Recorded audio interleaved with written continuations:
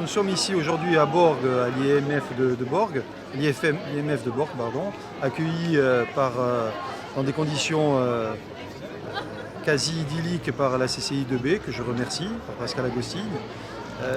On est dans la 4e édition du championnat régional des mini-entreprises de Péacourt, qui aujourd'hui réunit 15 mini-entrepreneurs, 15 mini-entreprises de toute la Corse sur cette opération. Voilà, pour aboutir ce soir à un résultat de 3 finalistes qui iront représenter la Corse à Paris dans la catégorie insertion, collège et lycéen.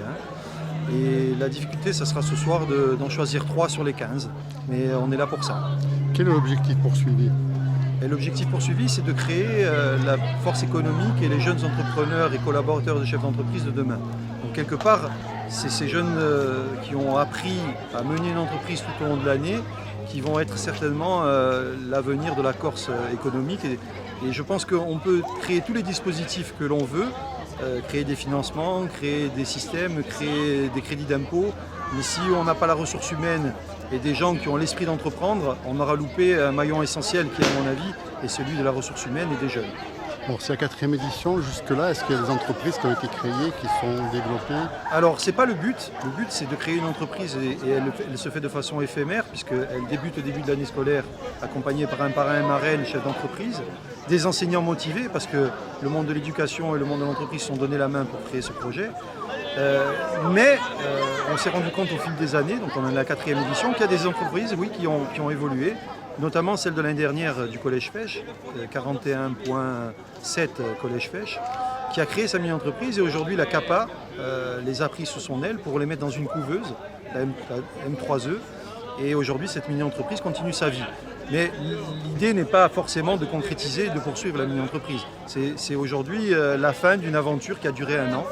Et on espère tous que ces mini-entrepreneurs qu'on va suivre dans l'avenir, puisqu'on va les tracer un peu, sans leur mettre une puce, parce que bien évidemment ce n'est pas le but, mais on va les tracer un peu pour voir si c'est eux qui vont construire la Corse de demain. Donc le go à l'entreprise. Exactement. Et surtout à entreprendre, parce qu'on n'est pas forcément chef d'entreprise. Entreprendre, ça peut être aussi nos collaborateurs, et ça doit être aussi nos collaborateurs. Alors, les raisons de la présence du Crédit Agricole sont doubles. D'abord un mécénat de compétences, c'est-à-dire qu'on va amener des collaborateurs de la caisse régionale qui vont aider les jeunes, soit dans leurs projets, soit à travers leur visite d'agence, à mieux contribuer à comprendre comment fonctionne le monde de l'entreprise et quels sont les fondamentaux financiers nécessaires. Ça, c'est la première partie.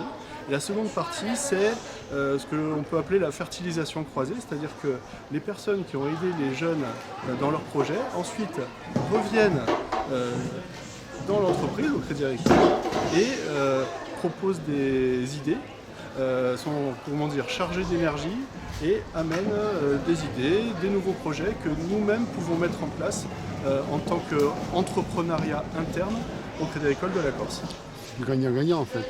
C'est exactement ça. C'est gagnant-gagnant et ça permet de concourir au développement de la Corse de manière différente de ce qu'on fait d'habitude à travers simplement la partie financière. Je pense qu'il y a beaucoup de similitudes entre l'entreprise et le sport et je pense que voilà, aujourd'hui je suis là pour véhiculer ces valeurs et faire passer le message que voilà, on retrouve beaucoup de similitudes dans ces deux tranches de métier. Mais dans le discours que vous avez prononcé, on avait l'impression qu'on avait affaire à un vrai chef d'entreprise ou un patron.